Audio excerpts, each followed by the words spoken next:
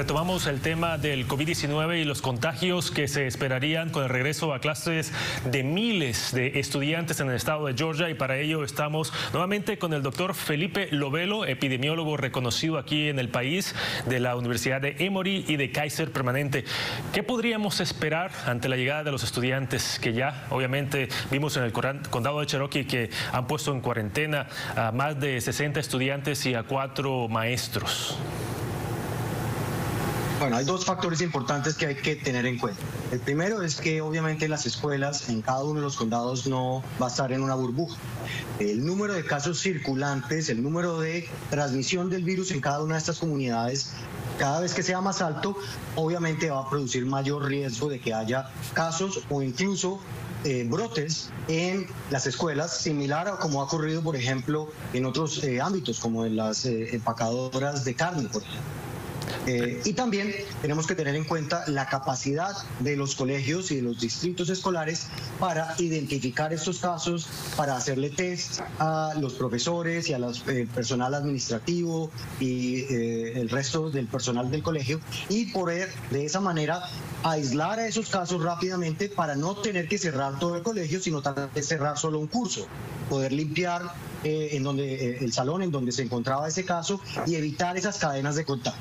Lo que nos preocupa, obviamente, es que la cantidad de virus en la mayoría de Atlanta y de Georgia está muy alto, y lamentablemente muchos de los colegios y de los distritos escolares tal vez no tienen la capacidad para identificar rápidamente esos casos. Eso es precisamente lo que dijeron algunos condados, que no tienen la capacidad para hacer exámenes todos los días a los estudiantes, inmediatamente tener los resultados, por un lado. Y por el otro, los estudiantes no están usando las máscaras. Ya vimos que en una escuela de uno de los condados del área metropolitana de Atlanta, en una preparatoria, una high school, los estudiantes, la mayoría, no estaban utilizando máscaras para protegerse y tampoco estaban guardando los 6 pies de distancia. ¿Qué podríamos esperar ante esto? ¿Una explosión de coronavirus en el estado de Georgia? Sí, podremos esperar seguramente más casos. Esperemos que no sea una explosión y brotes sostenidos en todas las escuelas que obliguen nuevamente a cerrar, pero esa es nuestra gran preocupación.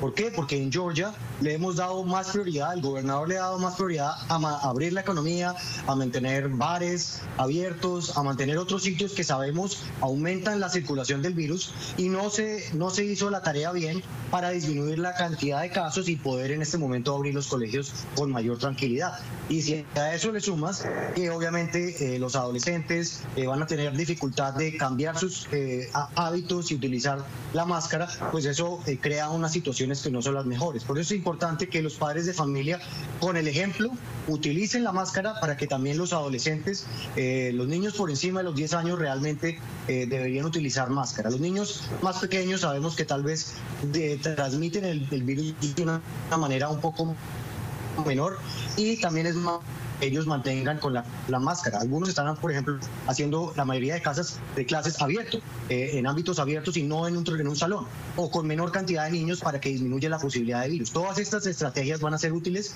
para, ojalá, lograr mantener los colegios abiertos lo mayor posible, porque es importante que muchos niños vayan al colegio. En 10 segundos para cerrar esta entrevista, ¿usted cómo respondería? ¿La situación se va a poner peor en los hospitales? Esperemos que disminuya la cantidad de hospitalizados en este momento, pero nos preocupa en septiembre, octubre, noviembre, cuando llegue la influenza, que pueda haber un nuevo brote que pueda generar mayor carga en los hospitales.